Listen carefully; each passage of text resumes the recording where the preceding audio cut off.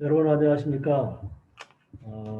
지금부터 처음으로 웹으로 진행되는 12월 우리 한국회사 포럼 원래 포럼을 시작하겠습니다. 저는 지금 운영자로서 오늘 웹 세미나를 제가 일하고 있는 광화문의 코워커스 사무실에서 제 옆에 윤민현 회장님도 계시고 제 앞에는 이철원 국장님 그리고 저를 도와주시기 위해서 여의도에서 와주신 민병선 KR 지부장님께서 함께 광화문 스튜디오에서 진행해 드리고 있습니다. 저희가 코로나 단계가 격상되면서 초창에 하던 것을 오늘 처음으로 웹 세미나로 진행하고 있는데요. 처음 하는 것이다 보니까 혹시 중간에 매끄럽지 못할까봐 걱정이 됩니다. 지금은 여러분들 들어오실 때 제가 다 음소거를 해놨습니다. 그래서 음소거 기능은 혹시 중간에 전화를 받으실 수 있고 다른 분이 옆으로 오실 수도 있기 때문에 들으실 때는 음소거 기능을 유지하시고 발언하실 때만 음소거 기능을 켜고 발언하시면 됩니다. 오늘 순서를 간단히 말씀드리겠습니다. 제가 소개를 하고 나면 나중에 회장님 계서가 있으시고 첫 발표자는 KR의 문 팀장님께서 해주시고 두 번째는 한국해양조선의 김도현 책임께서 해주십니다. 마지막으로 다 발표가 끝나고 나서 질의응답 시간을 갖도록 하겠습니다. 오늘 저희는 4시 반에 시작해서 6시에 끝나는 것을 목표로 진행하고자 합니다. 물론 더 길게도 할 수 있습니다만 네, 그러면 오늘 처음으로 열리는 줌 웨비나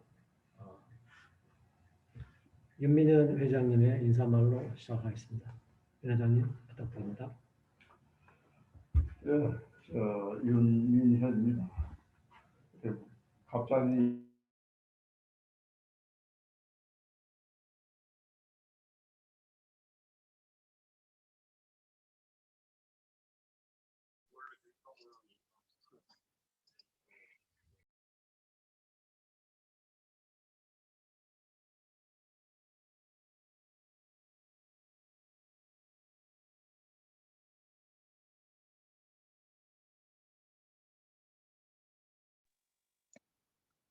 문정무님 소리가 안 나옵니다.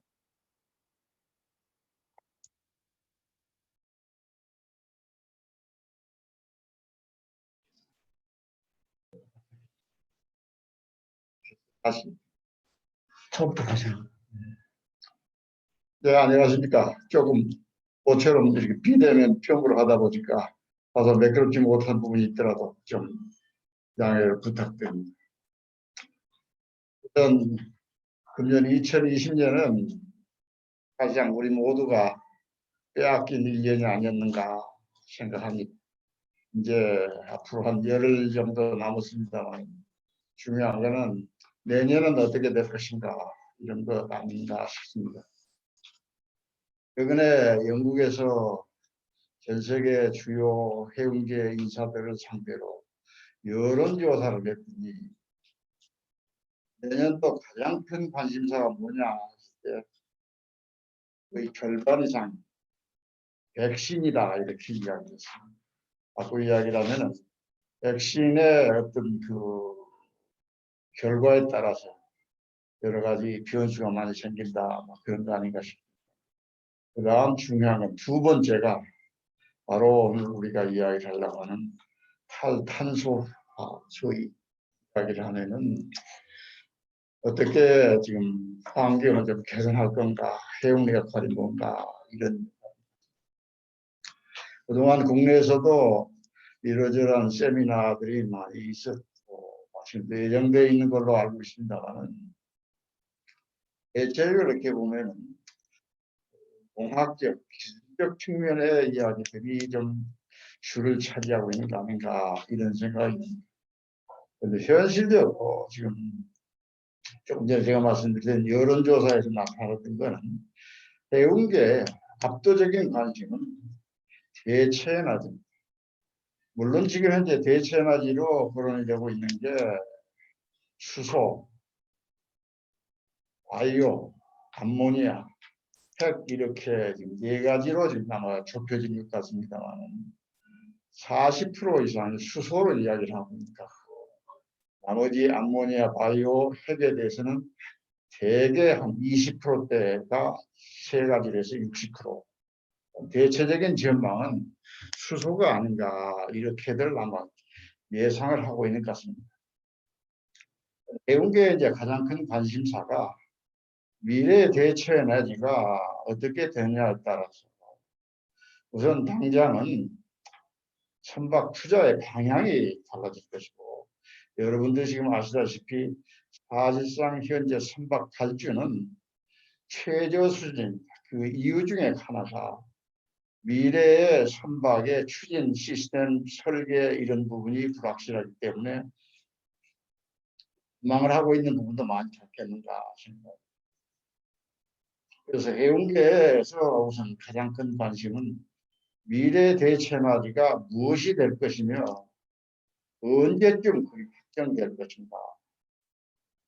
또 이와 관련해 가지고 여러 군데서 나오고 있는 이야기들이 탄소세라거나 무슨 에미션 트레이딩 시스템이라거나 여러 가지에서 그 과정에서 여러 가지 부과금 이런 부분들이 상당히 적지 않은 금액이 지금 거론이 되고 있는 걸로 알고 있습니다.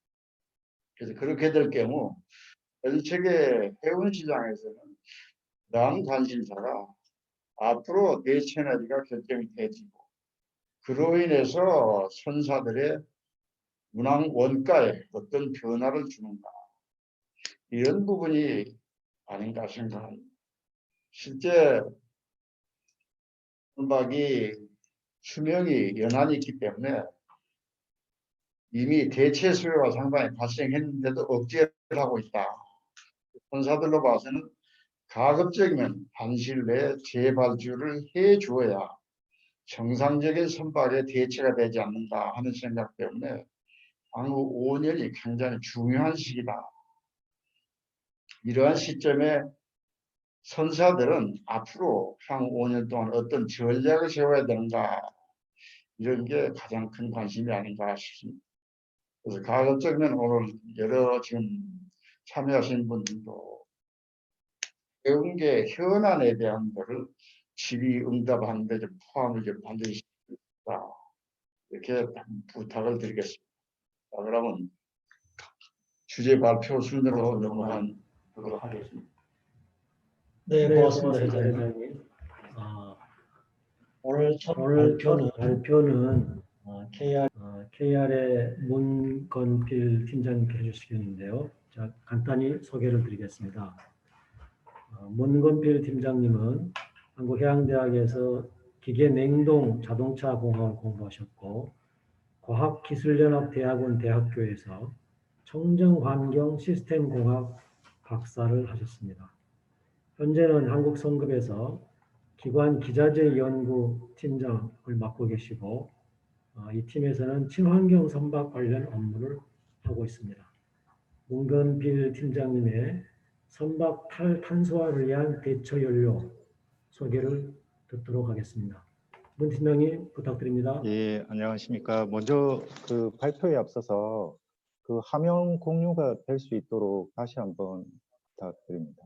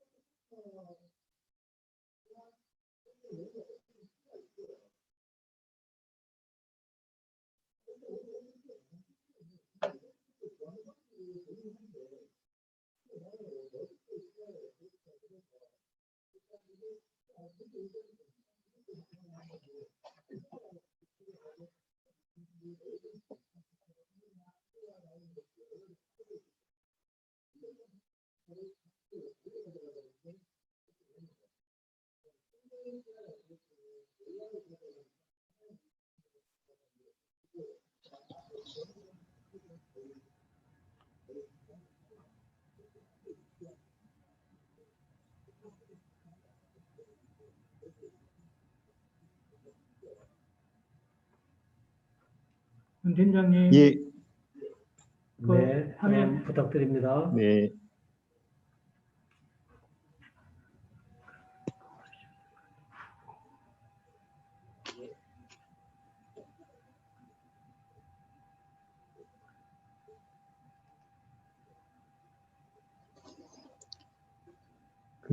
지금 제가 원격적으로 해서 화면이 넘기고 있는데 아직 화면이 안 넘겨져 갖고요.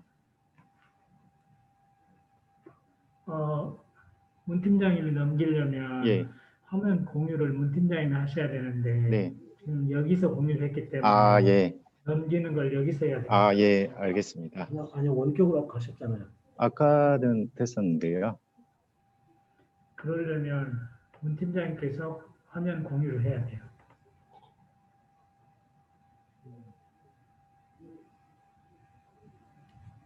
지금 원격이 안 됩니까? 원격이 상태라서 몇 개 안 되는 것 같은데. 예, 일단은 뭐 제가 가면 제가 발표를 진행하면서 화면을 넘겨달라고 하실 때 말씀을 드릴 테니까 화면을 좀 넘겨주시면 고맙겠습니다. 네, 그렇게 하겠습니다. 네. 예, 안녕하십니까. 저는 방금 소개받은 한국성급 기관기자재연구팀장 윤건필입니다. 금일 원래 포럼에서 선박 탈탄소화를 위한 대체 연료에 대한 소개 기회를 주신 사단법인 한국회사 포럼에 감사의 뜻을 전합니다. 먼저 지구 온난화에 따른 탈탄소화를 위해서 전 산업계가 노력하고 있는 지점에서 선박에서의 탈탄소화는 하나의 과정이고 그리고 탈탄소는 하나의 목표라고 할 수 있겠습니다. 그래서 탈탄소화의 중심에서 대체 연료의 사용은 필수적이라고 간주되고 있는데요. 여기에 대해서 금일 설명드리도록 하겠습니다. 다음 페이지 넘겨주시면 고맙겠습니다.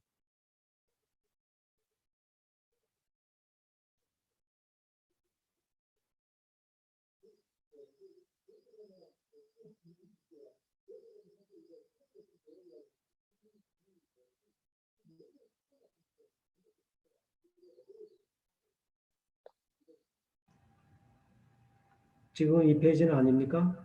다음 편을 예, 올려드릴까요? 다음 페이지 넘겨주시면 됩니다. 6페이지. 네. 안 돼. 좀 이상해. 나는 6페이지 와 있는데. 공유가 중지돼 있대. 다시 시작.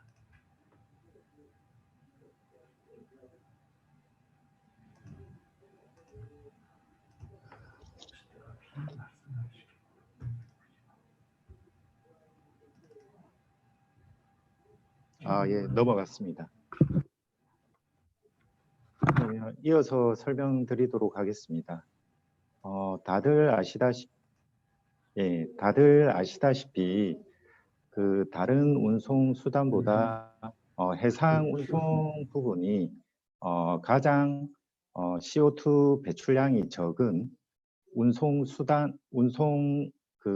업무당 CO2 배출량이 가장 적은 가장 효과적인 운송 수단으로 알려져 있고요. 그래서 선박을 통한 운송이 점진적으로 확대가 될 것으로 예상을 하고 있습니다. 2019년도 기준으로 국제해운에서 배출되는 CO2의 배출량은 전체 CO2 배출량의 2%를 차지하고 있는 상황이고요. 이러한 선박에서 배출되는 CO2를 저감하기 위해서 IMO에서는 MEPC 72차 회의를 통해서 Initial Strategy, 즉 초기 전략을 선택하고 단기적으로 단기, 중기, 장기적인 접근을 통해서 CO2를 그리고 GHG를 저감하기 위해서 노력하고 있습니다. 다음 페이지 부탁드립니다. 그래서 그 운송 업무당 CO2 배출량을 이제 카본 인텐시티라고 하는데요. 2030년까지 최소 40% 이상을 저감하고 2050년까지 카본 인텐시티를 70% 저감하는 것을 목표로 설정하였고요. 그리고 2050년까지 선박에서 배출되는 그린하우스 가스를 온난화 가스를 50% 이상 저감하는 것을 목표로 설정하였습니다. 그래서 IMO에서는 금세기 내 탈탄소화를 목표로 지금 규제 방향이 설정되어 있다고 보시면 될 것 같습니다. 다음 페이지 부탁드립니다.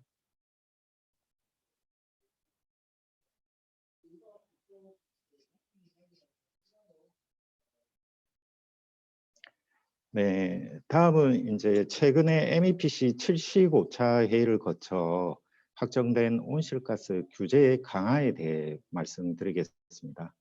먼저 그 MEPC 75차 회의를 통해서 두 가지 규제가 도입이 될 것으로 논의가 되었는데요.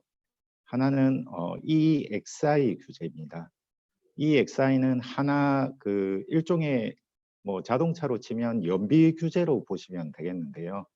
아시다시피 2013년도부터 신조선의 지금 EEDI, 즉 에너지 효율 설계 지수를 바탕으로 해서 선박 에너지 효율에 대해서 관리되고 있는 상황입니다. 그에 반해 EXI는 신조선에 국한되지 않고 지금 현재 운항하고 있는 모든 현존선에 대해서 EEDI라는 설계 효율 지수를 적용하여 관리하겠다는 개념으로 보시면 될 것 같습니다.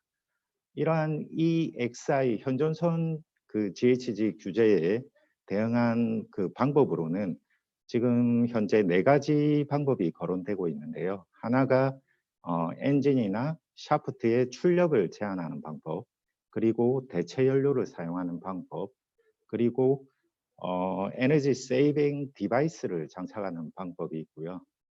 이러한 기술들이 적용이 안 된다면 선박을 신조 해서 대응하는 방식이 거론되고 있고요. 가장 적절한 방법으로는 지금 현재는 출력 제한의 조치가 이루어질 것으로 예상되고 있습니다. 그리고 이 XI가 현존선에 대한 기술적 조치라고 간주되고 있다면 CII, 즉 카본 인텐시티 인디케이터는 운항적 조치라고 보시면 될 것 같습니다. 아시다시피 IMO DCS를 통해서 지금 현존선의 온실가스 배출량이 모니터링되고 있는데요. 이는 1년치의 연료 사용량을 바탕으로 탄소 집약도가 계산이 되고 그 탄소 집약도를 바탕으로 선박의 에너지 효율에 대한 등급을 매기는 제도라고 보시면 될 것 같습니다.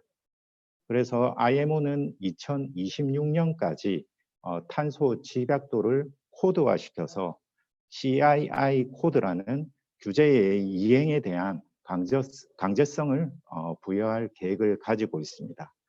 또 한편으로는 EU ETS라는 부분이 있는데요.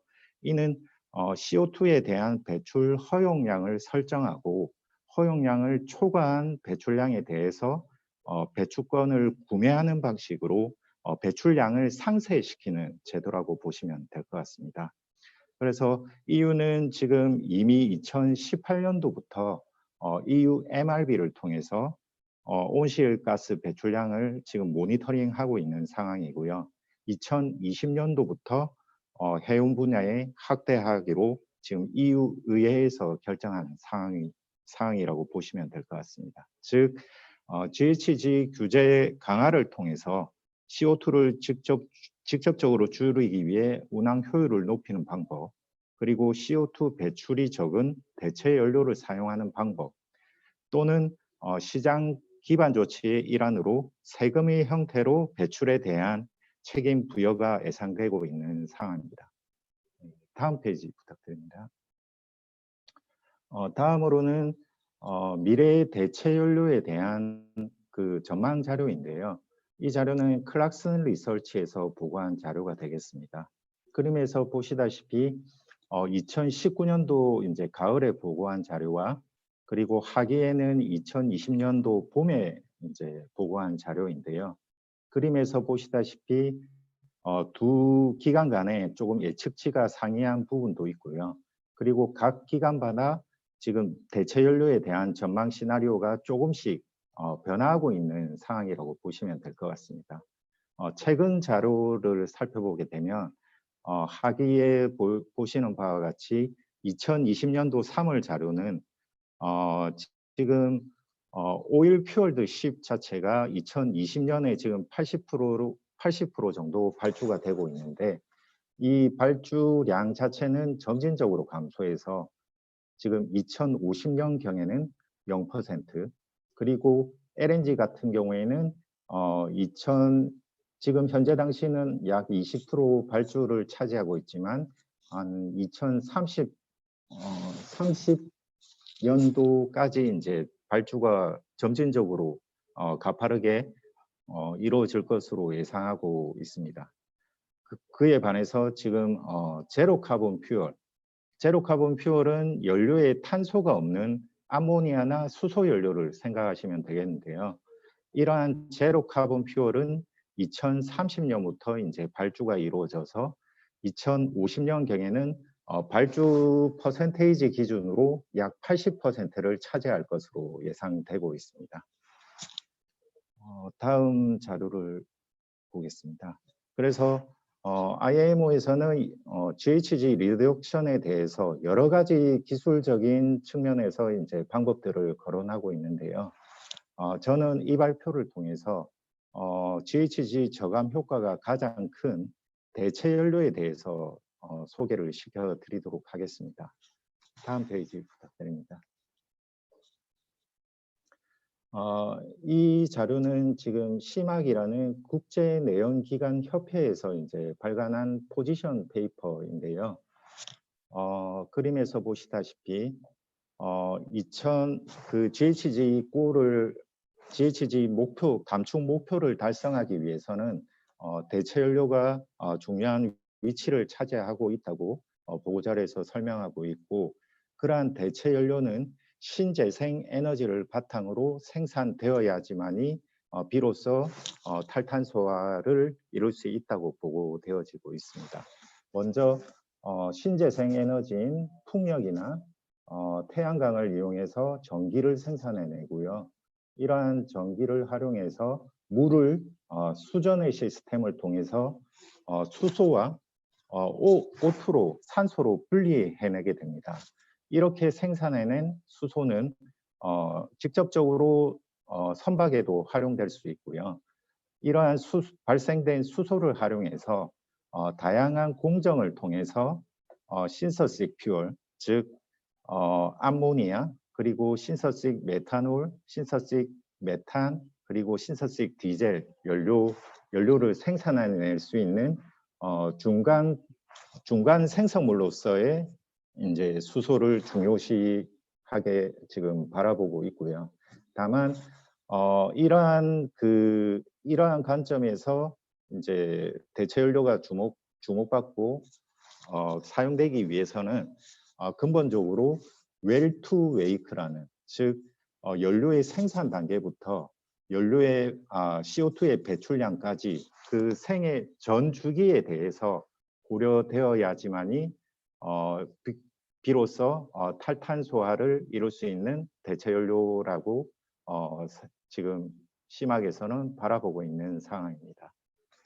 다음 발표 자료 부탁드립니다. 그래서 다음 장부터는 이제 대체 연료에 대해서 설명을 드리겠는데요. 일단은 대체 연료인 저탄소 연료부터, 그리고 탄소 중립 연료, 나아가 연료 내에 탄소가 없는, 즉 엔진에서 CO2를 전혀 배출하지 않는 제로 카본 퓨얼에 대해서 설명을 드리겠고요. 그리고 연료 외에 CO2를 저감할 수 있는 후처리 시스템에 대해서 간략적으로 소개시켜 드리도록 하겠습니다. 다음 장 부탁드립니다. 다음으로는 그 다양한 대체 연료에 대한 물성치를 먼저 살펴봐야 되는데요. 아시다시피 LNG부터 LPG, 메탄올, 에탄올 같은 저탄소 연료, 그리고 암모니아, 하이드로젠 같은 무탄소 연료까지 먼저 에너지 덴시티를 살펴보시게 되면 기존 HFO 연료 대비 다른 대체 연료들은 에너지 덴시티가 낮음을 확인하실 수 있습니다. 이러한 에너지 덴시티가 낮다는 것은 HFO 연료 대비 더 많은 연료 탱크가 이제 선내에 설치돼야 된다는 것을 의미하고 있는데요. 예를 들어서 지금 뭐 가장 발주가 많이 이루어지고 있는 LNG 같은 경우에는 지금 HFO 연료 탱크 대비 약 1.6배에 달하는 탱크 용량이 필요하고요. 나아가 지금 대표적인 무탄소 연료로 분류되고 있는 암모니아 같은 경우에도 약 2.8배에 달하는 연료 탱크 용량을 지금 선내에 비치해야 되는 상황이라고 보시면 될 것 같습니다. 더군다나 하이드로젠은 액체 상태로 이제 마이너스 253도로 이제 보관을 해야 되는 LNG보다 더 극저온의 보관 그리고 핸들링 할 수 있는 시스템이 필요한 상황이고요. 그리고 HFO 연료 대비 하이드로젠은 4.1배에 달하는 탱크 용량을 지금 갖춰야 되는 상황입니다. 따라서 지금 현 단계에서는 지금 수소를 그대로 오션 고잉 베슬에 적용하기에는 무리가 따르는 상황이고요. 다만 압축가스 형태로 뭐 그 일정한 보틀에 보관해서 소형 선박에는 활용될 수 있는 그런 연료라고 보시면 될 것 같습니다. 그리고 에미션적인 측면을 살펴보시게 되면요. 일단은 그 저탄소 연료들은 대부분의 연료들이 연료 내에 황을 포함하고 있지 않습니다. 그래서 황산화물은 90%에서 약 95%까지 저감을 할 수 있는데요. 여기서 100%가 되지 않는 이유는 여기에 이제 저탄소 연료를 착화시키기 위한 파이로 퓨얼이 들어가게 됩니다. 그래서 파이로 퓨얼 사용량에 대해서는 일정 부분의 SO2가 이제 발생하기 때문에 100% 저감은 거의 불가능하다고 보시면 될 것 같고요. 그리고 선박 엔진에서 배출되는 입자상 물질은 모든 연료에서 모든 대체 연료를 적용하면 90% 이상을 저감할 수 있다고 보시면 될 것 같습니다. 다만 LNG 부분 지금 LNG 부분이나 지금 암모니아 엔진 또한 지금 질소 산화물 자체는 그리 저감률이 낮은 상황입니다. 따라서 지금 그 저압 LNG 추진 시스템 같은 경우에는 후처리 시스템 없이 지금 티어 3 규제를 만족하고 있지만 고압 분사 LNG 추진 시스템 같은 경우에는 SCR이라든지 EGR 같은 질소 산화물 저감 장치 장착이 필요한 상황이고요. 암모니아 엔진 같은 경우에도 다량의 이제 낙스 배출이 예상되고 있기 때문에 SCR이나 혹은 EGR 같은 질소 산화물 저감 장치 기술이 적용이 필수적으로 지금 적용되어야 하는 상황이라고 보시면 될 것 같습니다. 그리고 저탄소 연료 부분은 지금 뭐 5%에서 한 25%까지 CO2를 저감할 수 있다고 지금 보여지고 있는데요. 이러한 강화되고 있는 GHG 규제를 만족하기 위해서는 이보다 더한 CO2 저감률을 필요로 하게 되는데, 따라서 엔진 외적인 기술로도 지금 뭐 다양한 뭐 후처리 시스템을 적용한다든지 아니면 무탄소 연료를 블렌딩해서 사용한다든지에 대한 LNG 플러스 알파 기술이 필요한 상황이라고 보시면 될 것 같습니다. 다음 장 부탁드립니다. 그래서 먼저 저탄소 연료를 먼저 살펴보게 되면은 지금 2012년도 이후부터 저탄소 연료를 운반하는 캐리어를 중심으로 LNG 추진 엔진 그리고 메탄올을 운반하는 선박의 이제 메탄올 추진선, LPG를 운반하는 선박의 LPG 추진 엔진 이런 식으로 각종 각 연료의 캐리어를 중심으로 지금 대체 연료 추진 엔진이 적용되고 있다고 보시면 될 것 같고요. LNG 같은 경우에는 LNG 캐리어를 중심으로 이제 발주가 이루어지고 있다가 최근에는 다양한 선종의 지금 LNG 추진 엔진이 적용되고 있는 상황이라고 보시면 될 것 같습니다. 지금 암모니아 자체도 많은 그 엔진 제조사나 선사에서 예측하는 바로는 암모니아 엔진이 최초 적용되는 선박은 암모니아 캐리어를 예상하고 있는 상황이라고 보시면 될 것 같습니다. 다음 장 부탁드립니다. 다만 이러한 뭐 저탄소 연료를 쓰든지 아니면 탄소 중립 연료를 쓰든지 혹은 HFO 연료를 쓰든지 간에 그 연료를 사용하는 엔진에서는 연소되지 않은 부분이 이제 완전한 그 연소가 이루어지지 않기 때문에 일정 부분에 연료가 연소되지 못하고 그대로 대기 중으로 방출되는 그런 현상이 발생하고 있는 상황입니다. 따라서 지금 LNG 추진 엔진 자체도 LNG가 완전히 연소되지 못하고 이제 그대로 배출되게 되는데요. 이러한 LNG가 이제 대기 중으로 방출되는 현상을 메탄 슬립이라고 하는데요. 이러한 메탄은 글로벌 워밍 포텐셜 이 자체가 이제 CO2 대비해서 약 100년을 기준으로 했을 때 28배 되는 대표적인 지구 온난화 물질로 보시면 될 것 같고요. LPG를 고압 분사하는 DF 엔진 같은 경우에는 약 0.2g 정도 이제 배출되고 있는데 거기에 반해서 저압으로 이제 공급하는 그 DF 엔진 같은 경우에는 약 1.6에서 2.4g 정도 지금 배출되고 있다고 보시면 될 것 같습니다. 따라서 지금 IMO에서는 단기적인 조치로서 지금 메탄 슬립에 대한 규제 논의가 지금 이루어지고 있는 상황이고요. 이는 2020년, 23년까지 해서 아마 규제 방향이 설정될 것으로 예상이 되는데요.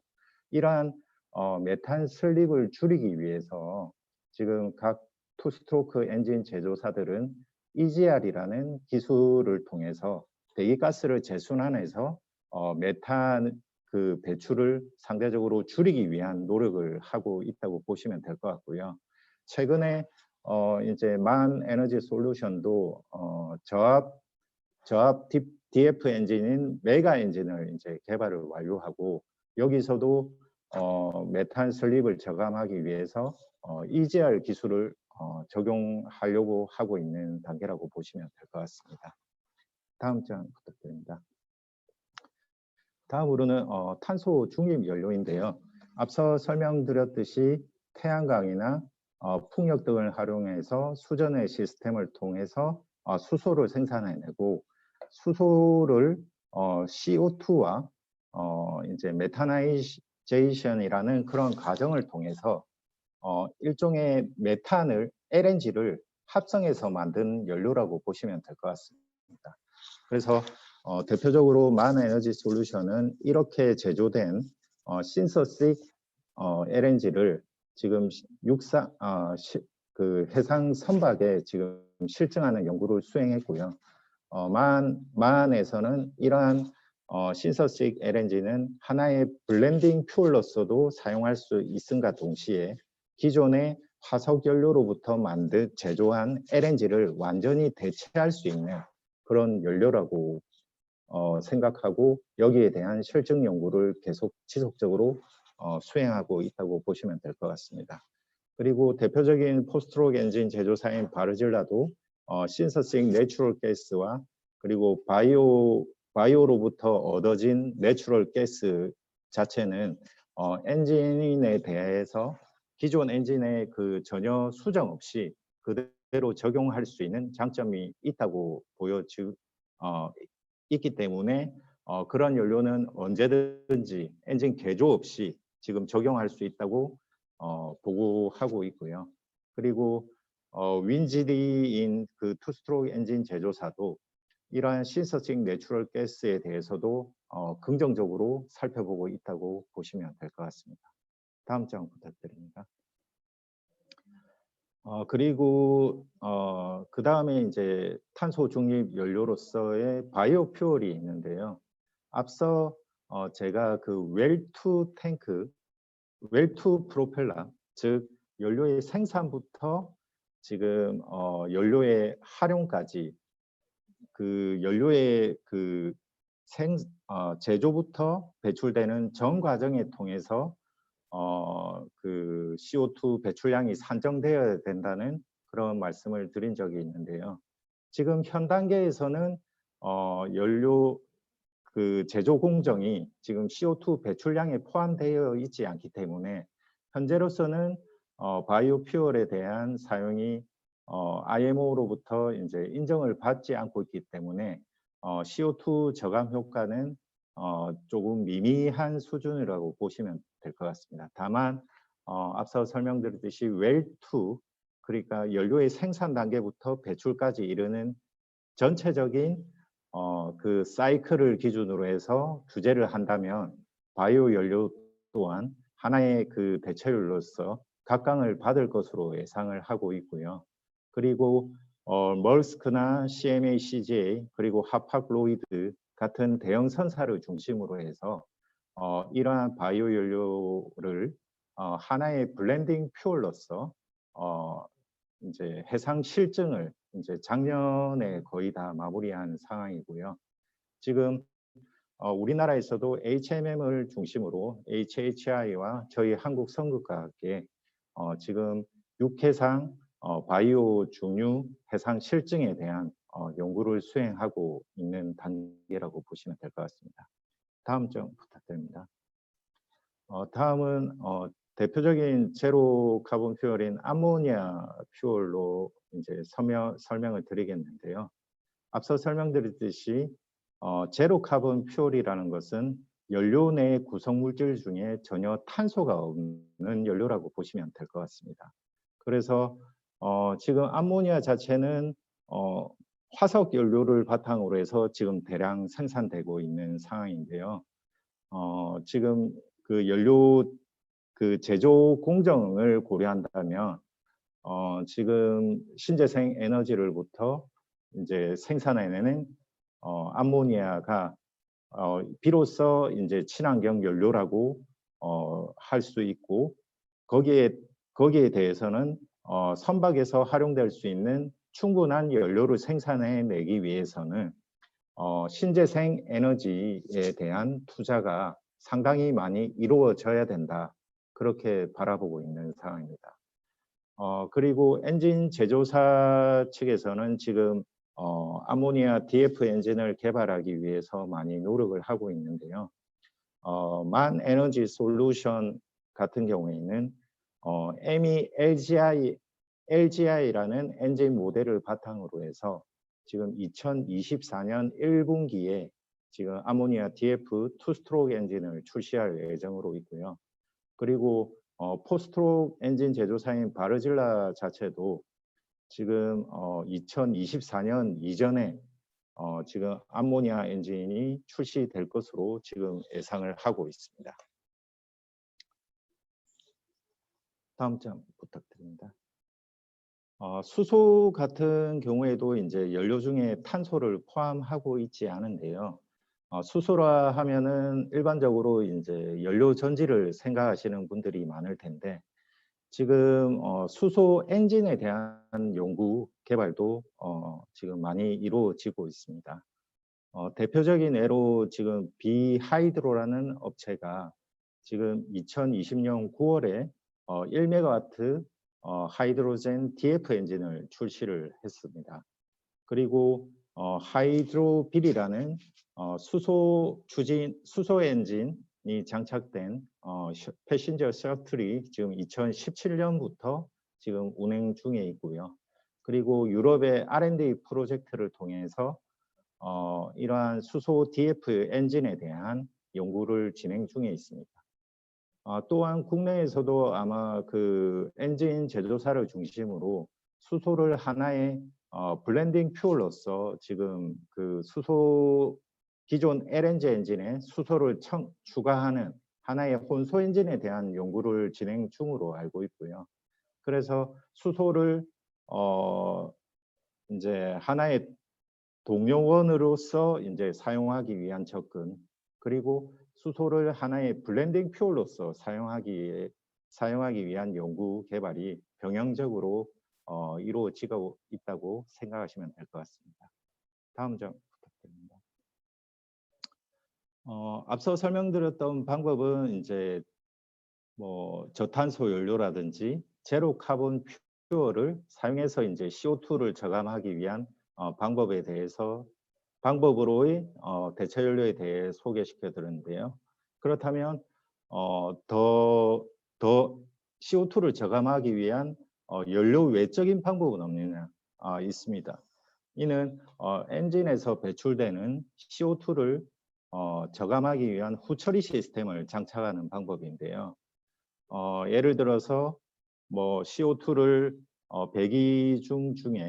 배기가스 중에 CO2를 이제 크라이오제닉 프로세스를 통해서 아예 냉각을 시킨 다음에 아예 바다에 투척한다든지 혹은 선내에 보관할 수 있는 방법 기술 개발이 이루어지고 있다고 보시면 될 것 같고요.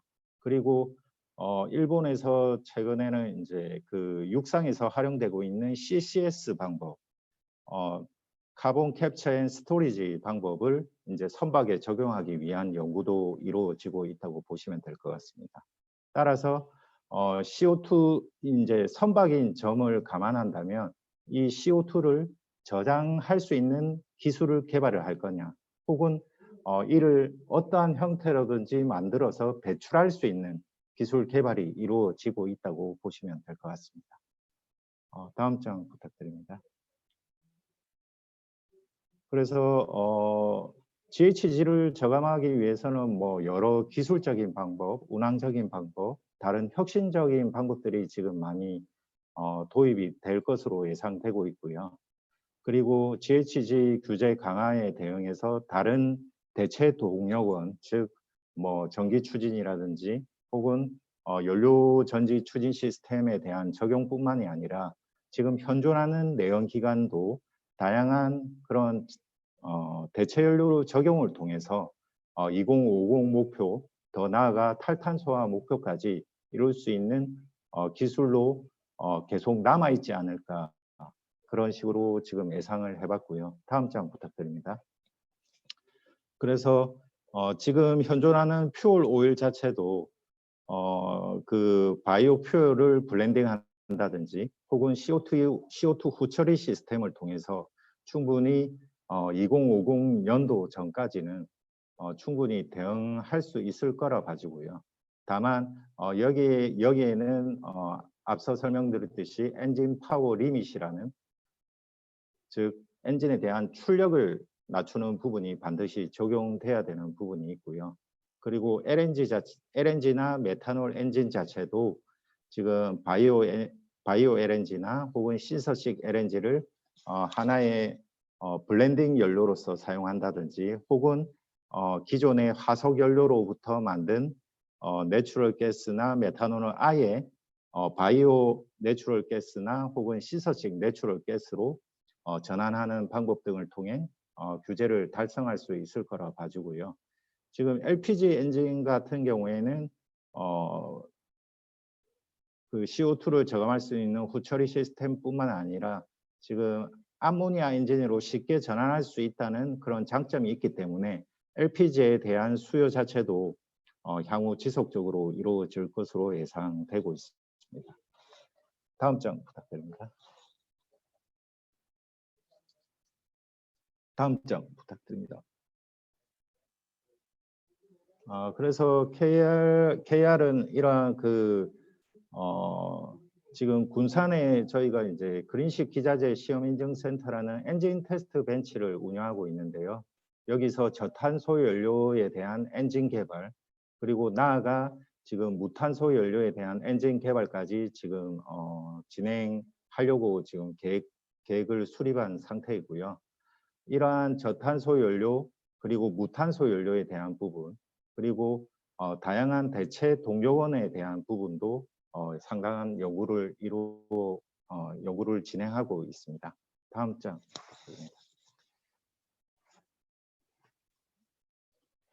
그래서 앞서 설명했듯이 KR 내부적으로는 지금 3개의 연구센터를 운영 중에 있는데요. 그린식 기자재 시험 인증 센터를 통한 내연기관에 대한 연구, 그리고 마스터 C를 통한 전기 추진에 대한 연구, 그리고 LSC를 통한 대체 연료에 대한 벙커링에 대한 연구뿐만이 아니라 교육에 대해서 지금 많은 부분을 진행하고 있습니다.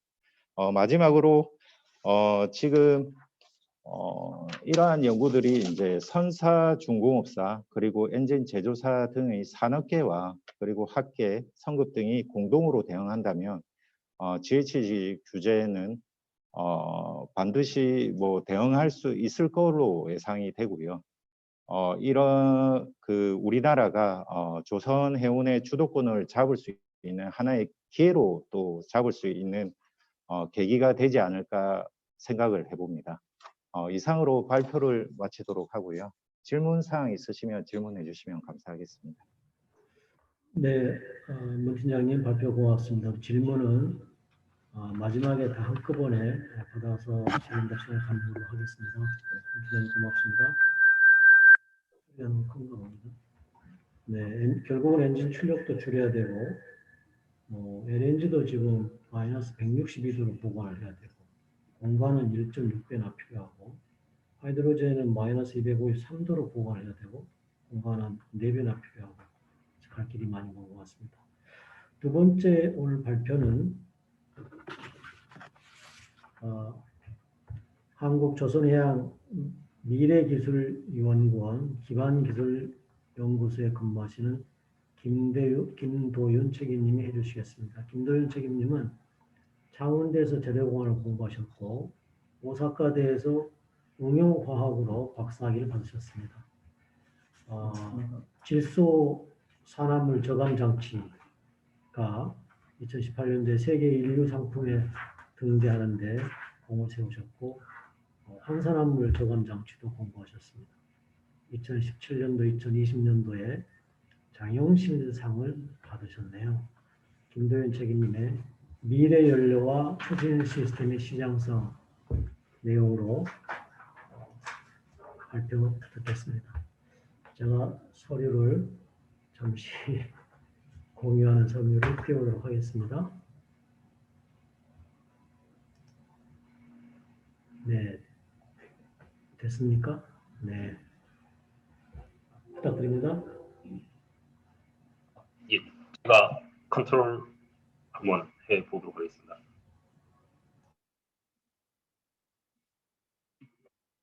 아이고.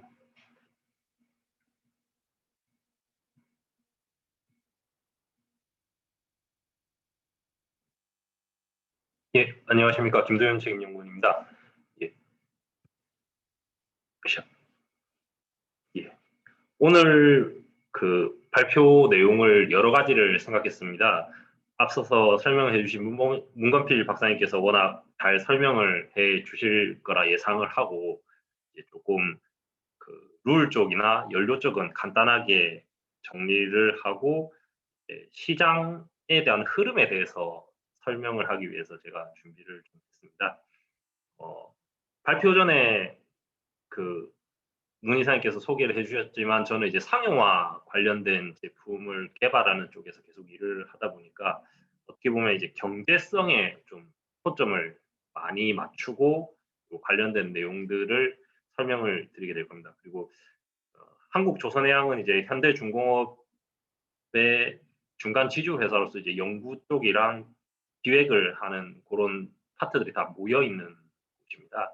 그러다 보니까 연구 기자재 부분도 저희가 중요하게 보고 있지만 상용화에 대한 초점을 좀 더 많이 포커스를 맞춘다고 보시면 될 것 같습니다. 그래서 오늘 발표에서 가장 전달드리고 싶었던 내용은 미래 어떤 연료가 되든지 완벽한 연료는 없다는 것을 전달을 드리고 싶은 게 이제 첫 번째고요. 그리고 각 나라마다 그 선택 연료나 어떤 규제를 만들어가는 곳에서는 어떻게 보면 다 이권이 있습니다. 그래서 그 이권에 따른 룰이 만들어지는 부분 그리고 그 룰을 준비해가는 기업들의 행보들 그런 것들을 제가 조금씩이라도 전달이 될 수 있으면 오늘 발표는 좀 의미 있는 발표가 되지 않을까라고 생각하고 있습니다. 예. 첫 번째 장에서 나오는 거는 지금 현재 IMO 환경 규제 흐름입니다.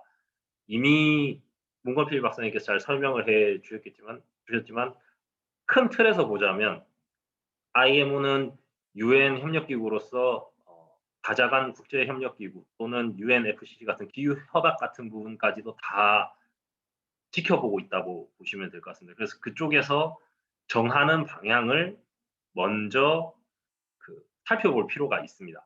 환경 규제는 지금 육상이 먼저 시작을 했고요. 그 육상 규제의 목표치를 맞추기 위해서 어떻게 보면 해운 분야가 뒤늦게 따라가는 형태라고 보시면 될 것 같습니다.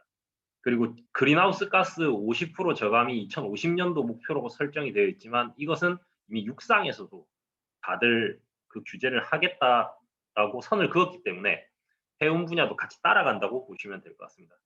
그러다 보니까 이미 그 낙스 규제부터 그 이번에 하게 된 설퍼캡 2020까지는 일반적인 다들 예상할 수 있는 그런 규제였고요.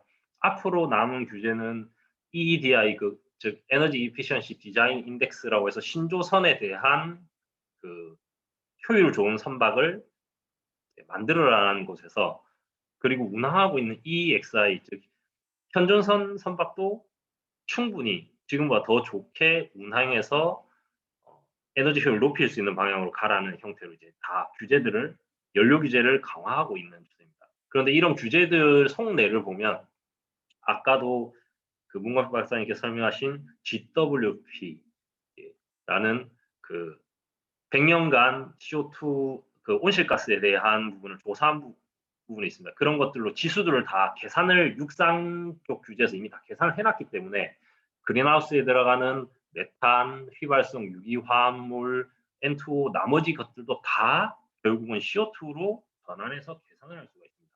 지금 IMO가 만들어가고 있는 이런 룰들을 자세히 보면 결국은 CO2를 통해서 규제를 통합하고 있는 작업을 한다고 보시는 게 어떻게 보면 좀 이해하기 편하실 거고요.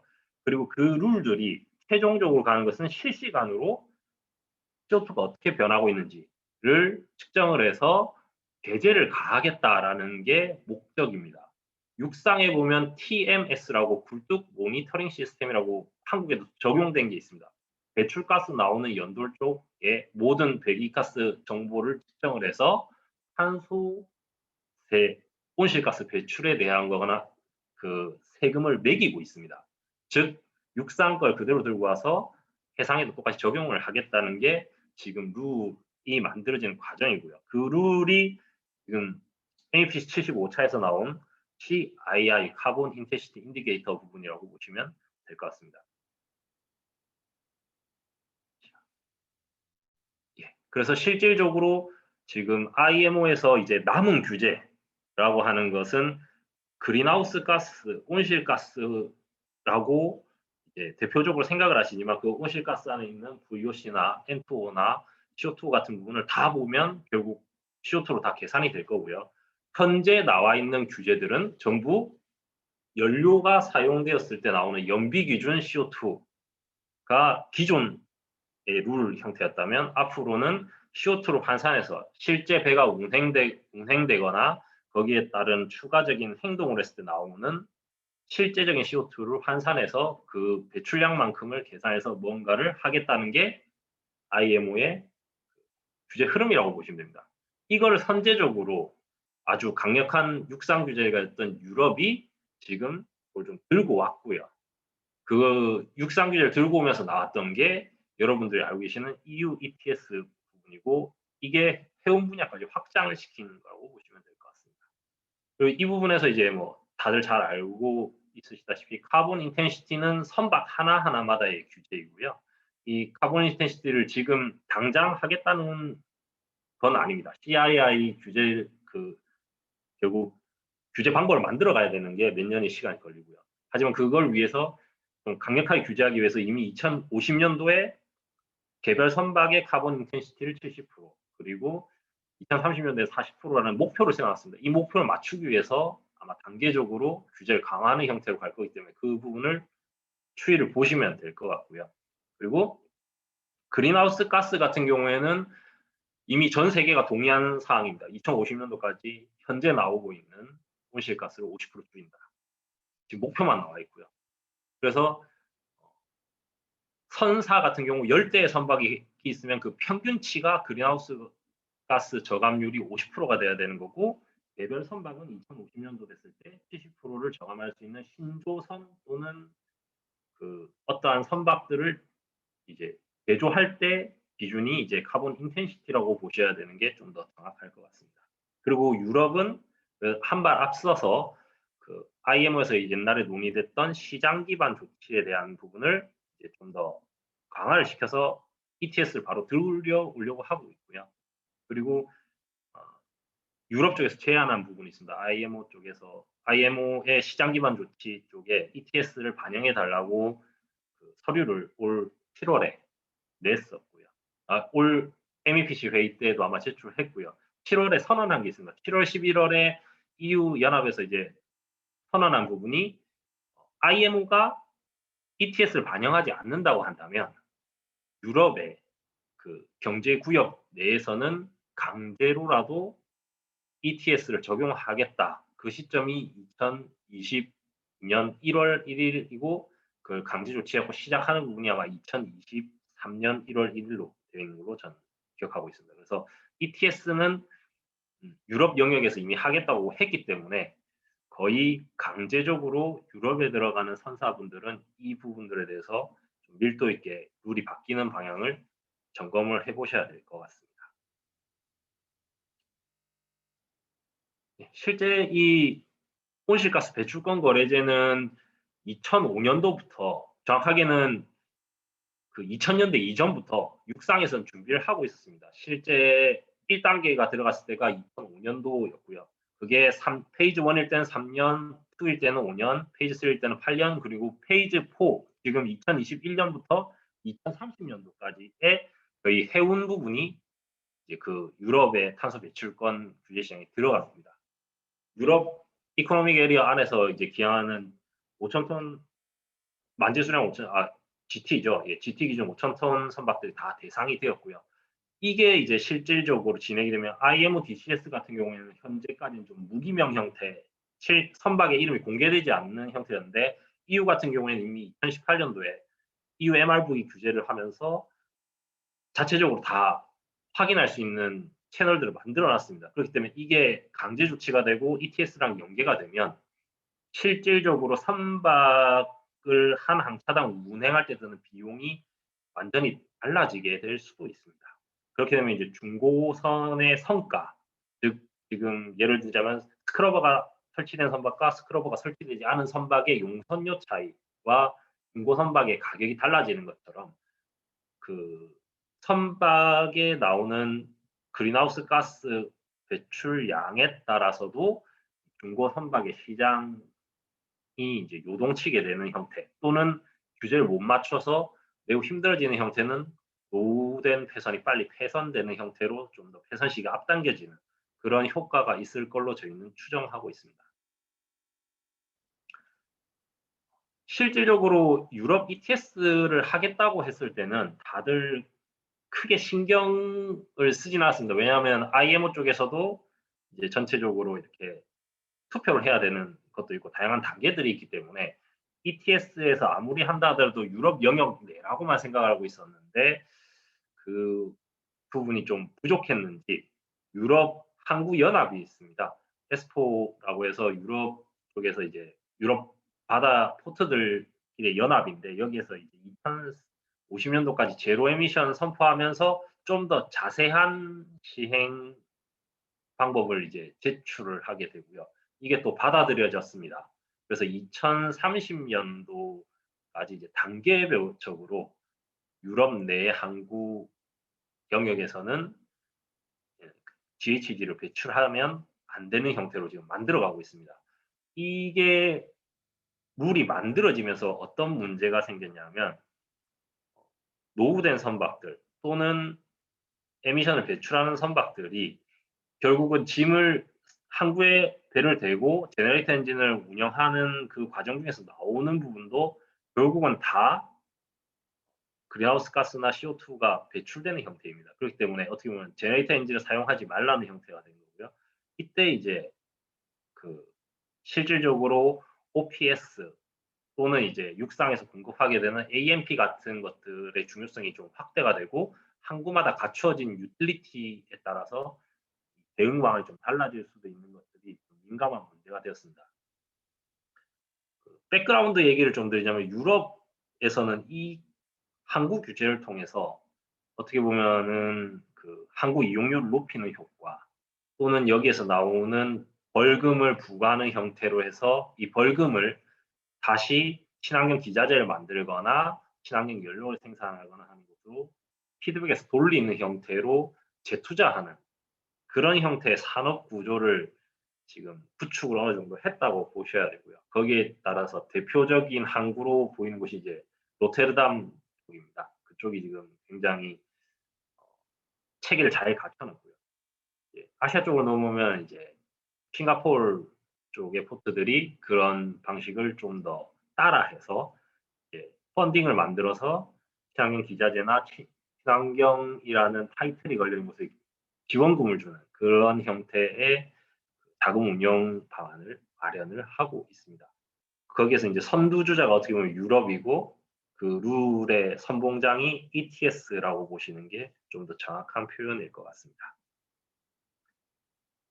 실질적으로 죄송합니다. 파일이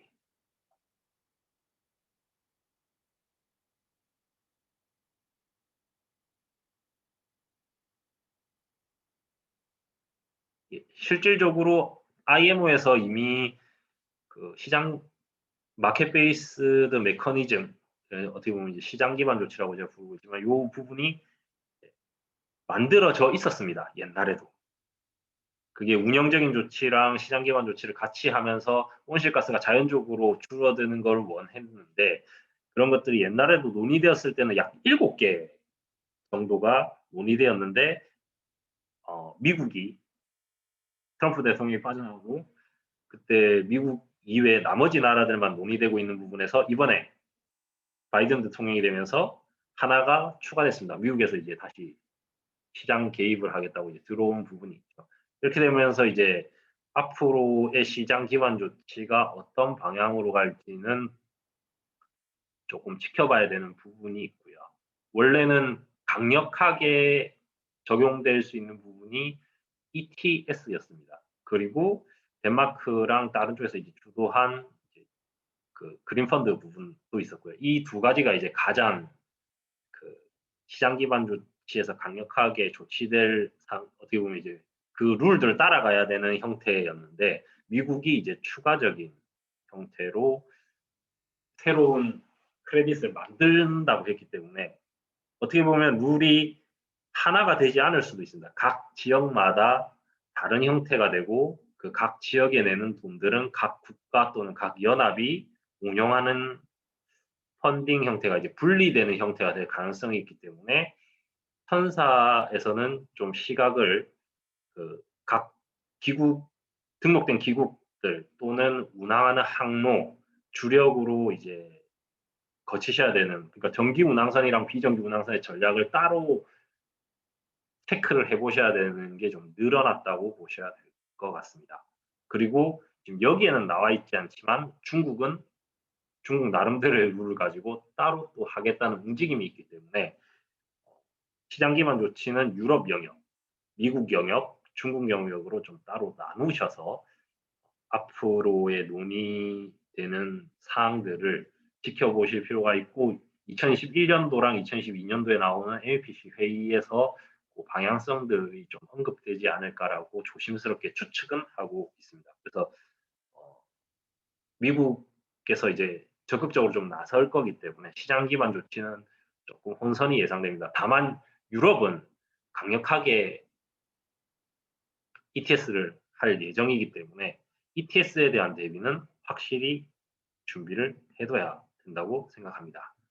그래서 실질적으로 지금 바뀐 규제를 선박을 만드는 입장 그리고 선박을 사시는 분들의 입장에서 조금 정리를 하자면 신조선 부분은 간단합니다. EEDI를 만족을 시킨 다음에 에너지 효율이 나오는 거에 대한 증서를 발급받으면 되는 거고요. 그게 이제 현재까지는 그렇습니다. 근데 2023년도 돼서 이제 그 EXI가 수면 위로 올라오게 된다면 증서를 만들어서 이제 선박을 이제 내보내는 형태가 되고요. 저희 조선사 입장에서 내보내는 형태가 되고 기존에 만들었던 선박은 EXI를 평가를 받고 인증서를 받는 형태가 될 겁니다. 여기에서 이제 올해 가장 크게 논의가 되었던 부분이 그 CII 부분입니다. 이 부분은 이제 매년 측정을 하는 형태가 될 거고 측정해서 아무 문제가 없으면 운항을 계속하면 되는데 등급이 낮은 배들이 있습니다. 이게 3번 정도, 그러니까 3년이죠. 3년 연속으로 기준 베이스보다 낮은 등급을 받게 되면 시정 조치가 내려질 거고 이 시정 조치를 계속 안 지키면 퇴출되는 방향으로 할 거라고 하는데 아직 논의된 건 없습니다. 이 부분이 이제 앞으로 논의될 사항이고요. EEXI 지금 현존선에서도 그 불만족되는 선박들은 어떻게 할지에 대해서는 아직 그 페널티 부분이 명확하게 나와 있지는 않습니다. 그런데 이게 아마 또 시장 기반 조치랑 물려서 돌아가지 않을까라고 조심스럽게 추측은 하고 있습니다. 네, 그래서 유럽 쪽에서는 현재 EU MRV가 완벽하게 자리를 잡았기 때문에 이걸 EXI랑 CII랑 다 연계하는 형태로 이제 준비를 하고 있고요. 어떻게 보면 정확하게는 CII랑 동일한 형태의 플랫폼을 어떻게 보면 EU MRV가 갖추고 있다고 보시면 될 것 같습니다. 다만 이제 IMO에서 보는 관점과 EU MRV에서 보는 관점은 조금 다릅니다. EU MRV는 아직까지는 EU 영역 안에서 운항한 거리 그리고 연료 부분을 기준으로 보고 있고 신기술은 추가로 계속적으로 업데이트한다고 되어 있는데 아직 그 부분도 명확하지는 않습니다. 이때 이제 반영이 된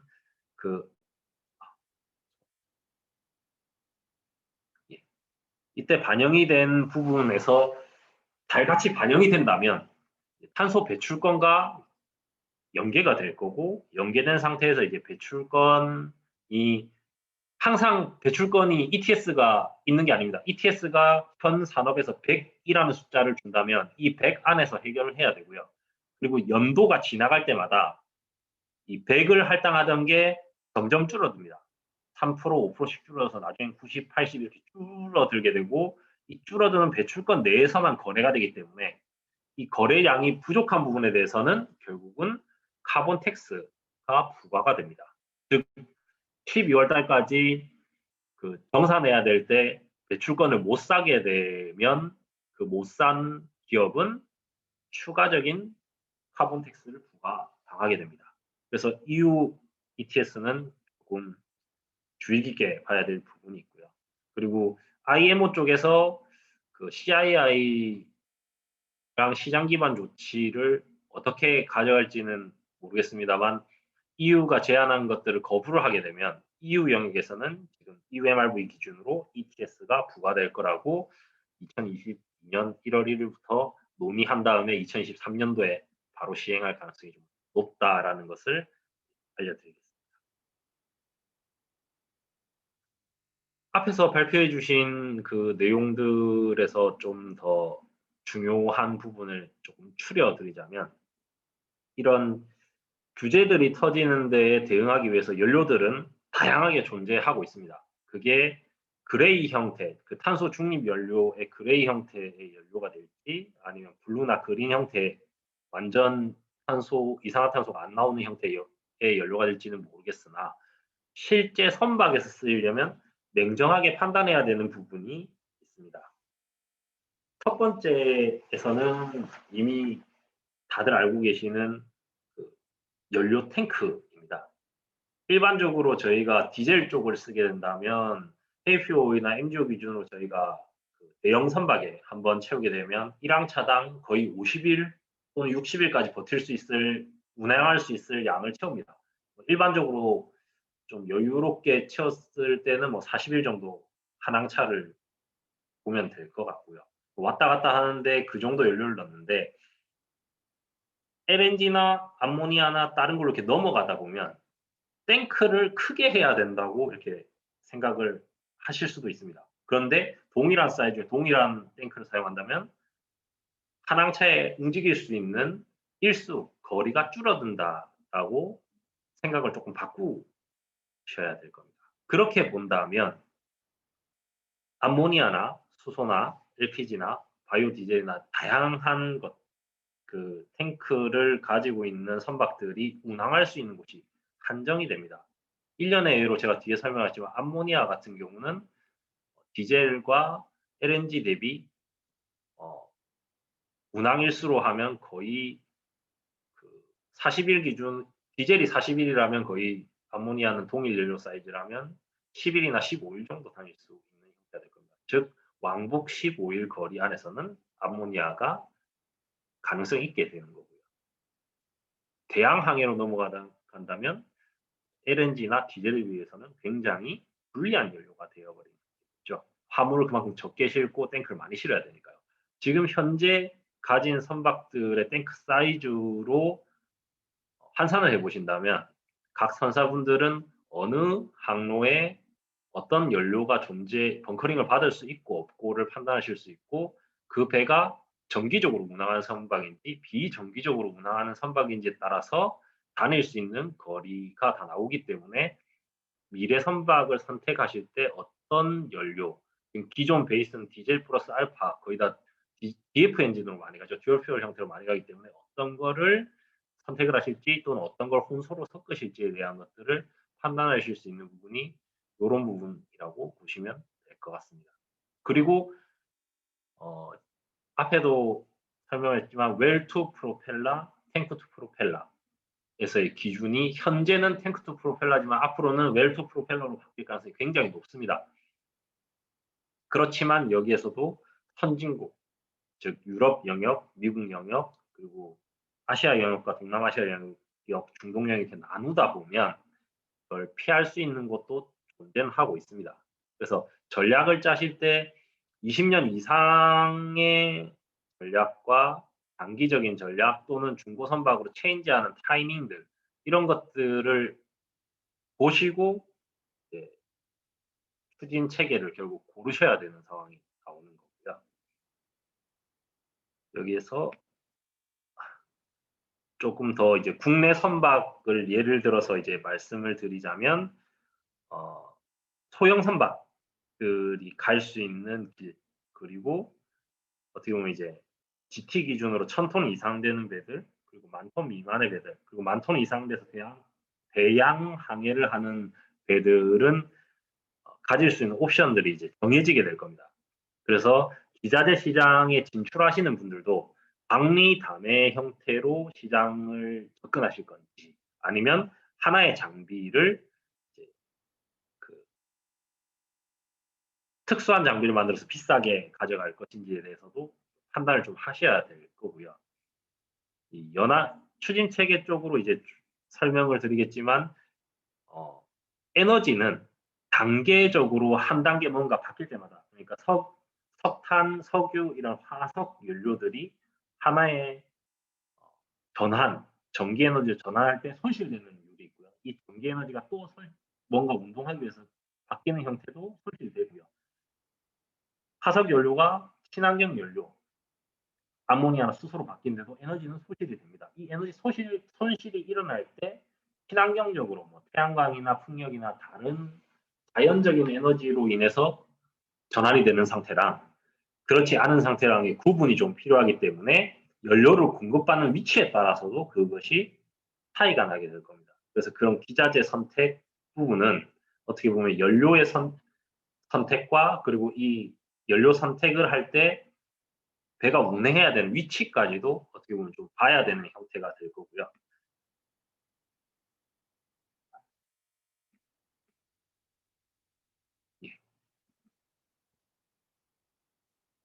그렇게 보자면 지금 이제 추진 체계들을 보자면 상용화된 기술들 그리고 상용화 단계 기술로 제가 좀 표현을 했는데 연구가 열심히 되고 있고 한 척 정도나 이게 시험성들이 운행되고 있는 형태를 제가 상용화 단계 기술이라고 좀 표현했습니다. 했을 때 기계식은 이미 투스트로크 메인 엔진에다가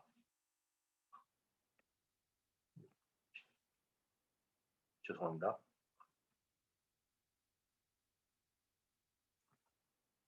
예, 투스트로크 메인 엔진 위주로 구성이 되어 있는 형태에서 저희가 제너레이터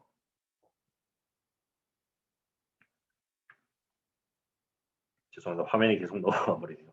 예, 제너레이터 엔진 여기 있는 제너레이터 엔진 형태로 이게 구성이 되어 있었습니다. 이 형태에서 이제 저희가 이미 뭐 상용화돼 쓰고는 있습니다만 배터리라든지 ESS를 추가로 해서 그 에너지 효율을 높이는 방식이 이제 기계식 추진에서 많이 쓰이고 있고요. 거기에다 이제 추가적으로 아까 문건필 박사님께서 설명하신 것처럼 LNG나 LPG에 또는 디젤에 친환경 연료를 혼소해서 쓰는 형태가 지금 현재 된 방법입니다.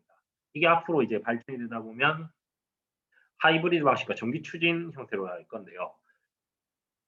기본적으로 이 하이브리드 쪽으로 간다면은 이제 제너레이터 엔진이 돌고 있는 이 전력을 가지고 모터를 이용해서 도와주는 형태로 구성이 되는 게 이제 하이브리드 추진 체계고요.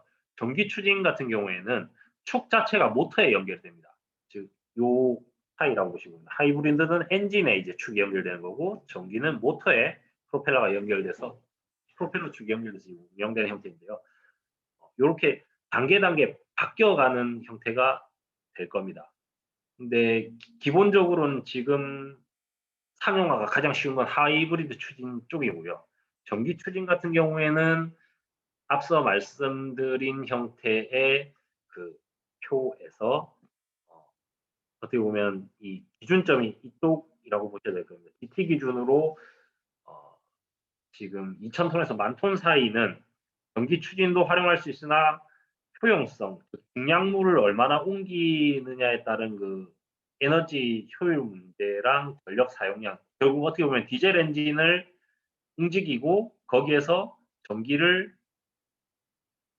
이제 넣어주는 형태이기 때문에 그런 부분에 대한 추진 차이를 좀 이해를 하셔야 될 것 같습니다. 그래서 실질적으로 소형 선박, 중형 선박, 대형 선박은 연료 선택성이 달라질 거고요. 실제 웰 투 탱크랑 탱크 투 웨이크 부분이 규제를 어떤 형태, 즉 누구한테 돈을 결국은 웰 투 테이크는 정유사나 연료를 공급하는 쪽이고요. 사용하는 쪽하고 어떻게 비용을 부과할 건지에 따른 것들이 좀 정리가 돼야 됩니다. 예, 그 부분은 한번 확인을 앞으로 추이를 좀 봐야 될 것 같고요. 예, 기계식 추진하고 전기식 추진, 하이브리드 전기식 추진까지 가는 이 기술의 흐름인데 이런 형태로 지금 기술이 진행이 되고 있고 하이브리드 추진이 지금 나와 있는 좀 안정된 형태로 대형 선박에 적용할 수 있는 기술로 이제 가고 있다고 보시면 될 것 같습니다. 실제 그리고 암모니아 쪽 같은 경우를 제가 예로 들 건데요. 암모니아가 앞으로 미래 연료가 될 거라는 것은 아닙니다. LNG, 암모니아, 메탄올 여러 연료들이 각 그 부분마다 이제 전체적으로 가지는 포션들이 다 따로 될 거고 석유도 당연히 살아남을 겁니다. 아까 말씀드린 포트 기준, 운항 기준에 따른 조건들을 전부 보셔야 될 것 같고요. 유럽 같은 경우에는 특이하게도 이제 야라사를 좀 중점적으로 보셔야 될 건데 그 야라사에서 하고 있는 형태의 그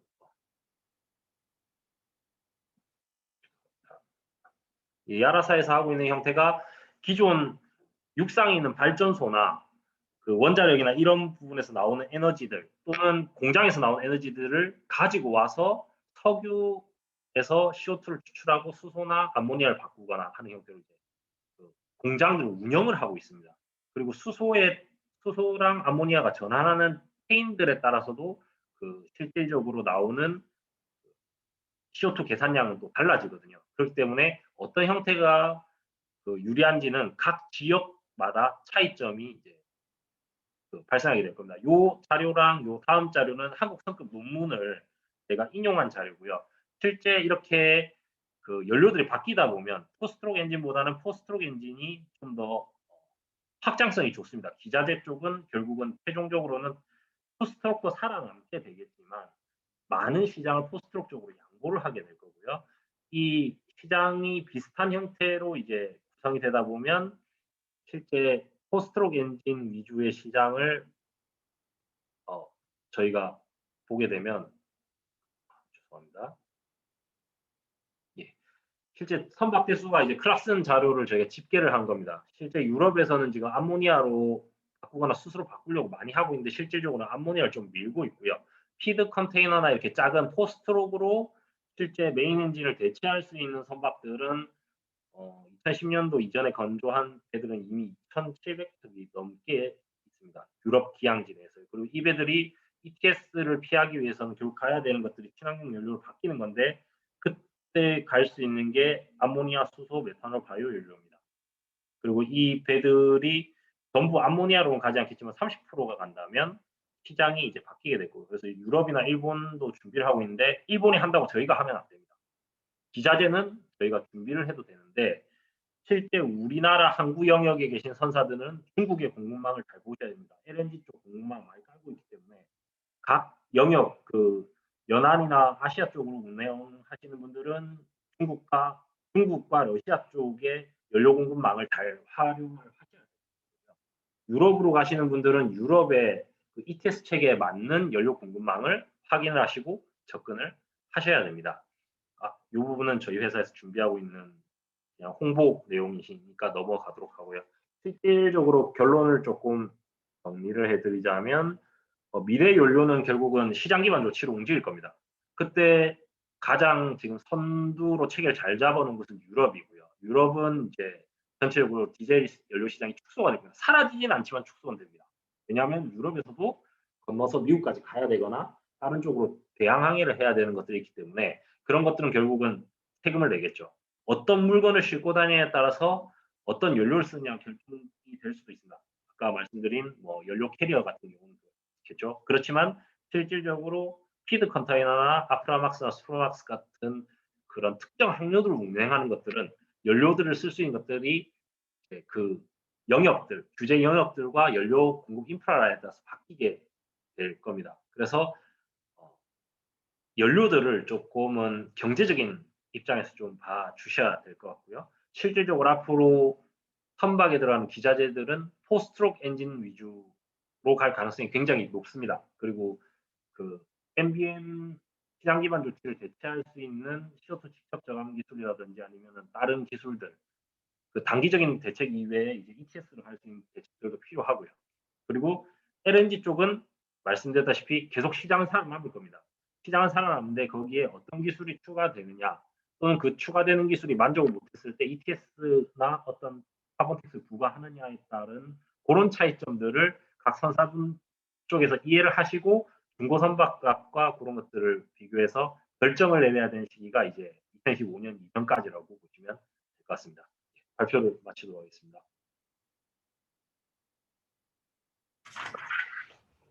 네, 김도윤 책임님 고맙습니다. 오늘 문건필 팀장님과 김도윤 책임님부터 지금 미래 연료가 어디까지 왔느냐 들었습니다. 시간이 많이 됐습니다만 그래도 질의응답 시간을 갖도록 하겠습니다. 질문하실 때는 그 마이크를 켜고 또 카메라도 켜고 질문해 주시면 좋겠습니다.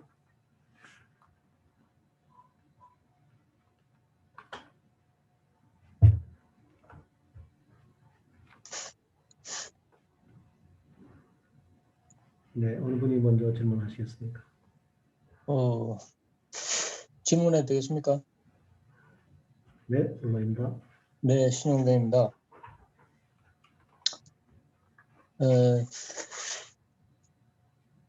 초기에 그 인사 말할 때 우리 그 윤 위원장님도 말씀하셨고 대체적인 그 내용 중에 수소가 상당히 큰 비중을 차지를 하고 있습니다. 네, 근데 지금 수소가 좋긴 한데 제약이 많이 따르는 걸로 지금 대체적인 내용 자체가 그렇습니다. 사실 수소가 그 만들기 쉽고 보관하기 쉬우면 제일 좋은 그 에너지원이라고 생각을 합니다. 지금 우리나라에서 생산되는 수소는 그 부생 수소가 있고 또 아까 전에 이제 LNG나 석탄을 가지고 만드는 이제 계질 수소가 있고요. 그 다음에 또 얘기도 나왔습니다만 수전에서 뽑는 수소가 있습니다. 이 모든 다들이 각자가 문제가 있습니다.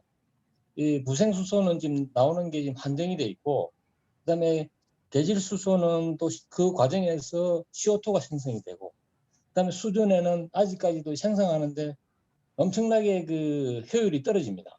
비용 자체가 많이 들고. 그러나 지금 이제 국가 차원에서 지금 이 수소 경제에 대해서 상당한 드라이브를 걸고 있고 그 보조금을 상당히 지불을 하고 있습니다. 그리고 아까 저게 제일 큰 문제가 이제 뭐 보관 문제 여러 가지 나오고 있습니다만 지금 현재 보관 용기도 개발 중에 있습니다. 아마 내년도 상반기 중에는 어떤 결과가 좀 나올 것 같고요. 마찬가지로 수전에도 계속 지금 그 업그레이드를 하고 있는 중입니다. 그래서 어쨌든 간에 전체적인 분위기가 이 수소 경제에 방점을 두고 국가에서도 지금 추진을 하고 있는데 지금 우리나라는 선박 연료가 최근에 이제 LNG로 바꿔가지고 LNG 버닝으로 간단 말이죠. 그런데 문 팀장님한테 제가 여쭙고 싶은 거는 이렇게 국가에서도 큰 비중을 두고 협조를 하고 있고 그런 상황에서 과연 지금 현재 우리 선박 쪽으로는 이 수소에 대해서 제가 알기로는 독일에서는 이미 상당 부분의 선박용 그 연료로 지금 검토를 하고 있는 중입니다.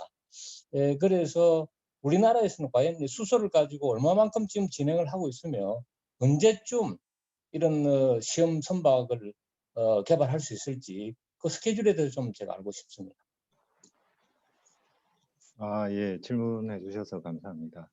일단은 그 앞서 설명드렸다시피 수소를 선박에 활용하기까지는 아직 많은 허들이 존재합니다. 앞서 설명드렸듯이 탱크 용량, 그 다음에 마이너스 253도라는 그 보관, 그리고 거기서 발생하는 BOG에 대한 핸들링 기술, 거기에 상응하는 기술들이 모든 기술들이 뒷받침돼야 되는 상황인데요.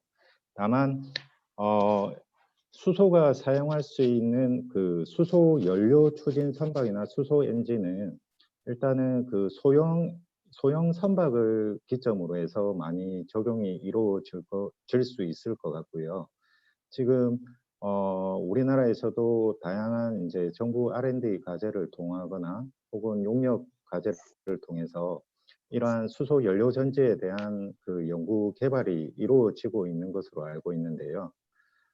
일단은 제 개인적인 사견으로는 2050년 이후에도 일종의 그 외항을 운항하는 대형 선박 같은 경우에는 발전기 용도로서의 그 수소 그 DF 엔진이라든지 혹은 수소 연료 전지가 적용될 수 있을 것 같고요. 지금 외국에서도 개발되는 그 연료 전지 추진 그 시스템 자체가 그 출력대가 맥스가 3메가와트로 알고 있는데요.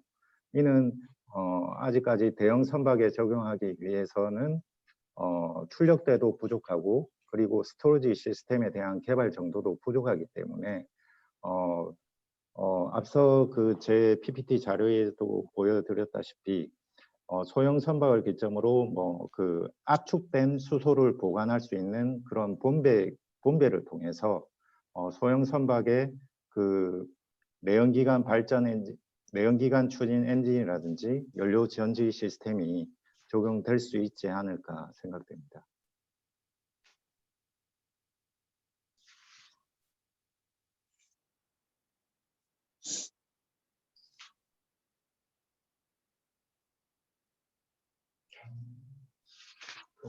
예, 제가 네.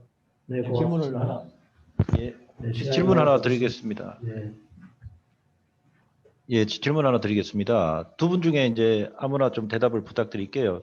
지금 최근에 이제 그 나비게이트 그리고 두산 퓨어셀 그리고 이제 영국의 세레스라는 이제 회사가 서로 이제 MOU를 맺고 지금 이제 그 퓨어셀을 해운에 좀 적용을 하겠다라고 지금 최근에 발표를 하고 지금 좀 이슈가 됐는데 지금 현장에 계신 두 분 중에서 이 부분에 대한 연합이라든가 어떤 쪽의 형태의 연합이 이 실현되리라고 보시는지 좀 아시는 바대로 좀 말씀 부탁드리겠습니다.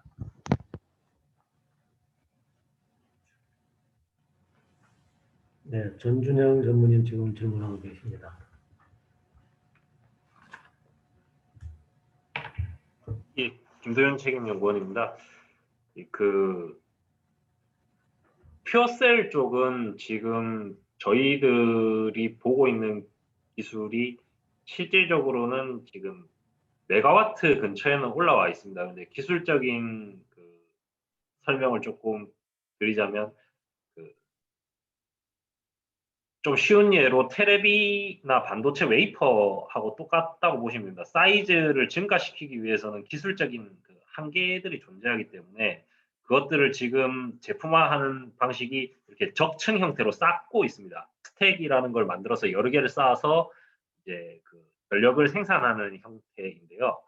실제 배에 이렇게 넣을 때는 저희 배 안에서 사용하는 440V나 380V 이렇게 업돼야 되는 그런 부분들이 좀 존재하기 때문에 제네레이터 엔진을 아까 그 프레젠테이션 잠깐 보시면 ESS나 배터리라고 적혀놨지만 거기에 그 연료 전지도 사용 가능합니다. 다만 그게 메인 추진기관이 되려면 상당히 많은 시간이 좀 필요할 거고요. 실질적으로 선박의 그 운항의 안정성이라고 해야 될까요? 메인 엔진이 꺼지면 안 된다는 그런 것들을 생각을 할 때 소형선의 하나의 축은 될 수 있겠지만 대형선의 메인으로 올라오기에는 좀 더 많은 시간이 필요할 것 같습니다. 네, 질문에 답이 되셨습니까? 네, 시간이 많이 됐으니까 질문도 좀 짧게, 답도 좀 짧게 해주시면 좋겠습니다. 다음 질문하실 분 모시겠습니다. 제가 더 질문을 좀 하겠습니다. 그러니까 내용 잘 들리십니까? 예. 예. 저는 엔지니어가 아니라는 걸 먼저 말씀드리고 아까 처음에 문 박사님이 이야기하실 때 탄소 저감하는 방법 중에 한 4가지 중에 출력 제한 이야기를 하셨어요. 제가 단답 형식으로 질문을 드리겠습니다. 그럼 출력 제한이라는 게 감소 군항을 의미하는 겁니까? 네, 감소 운항과 연계되는 기술입니다. 그러면 이 감소 군항을 지금 해운계가 받아들일 가능성이 있습니까? 그게 이제 뭐 그 계약에 따른 뭐 이제 계약상에서도 그 속도에 대한 부분이 있다고 하더라고요.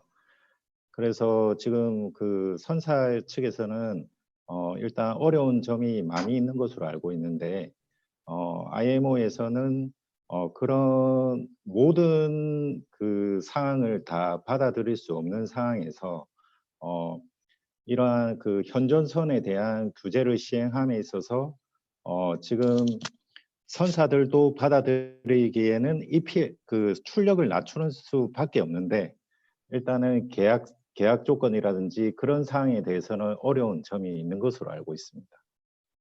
그러면 그건 관련해서 만일 감소 운항을 한다 그러면 예를 들어서 특히 컨테이너선 경우에 20나트로 항해하던 선박이 18나트로 줄인다는 이야기는 선박 수요가 10%가 늘어난다는 이야기.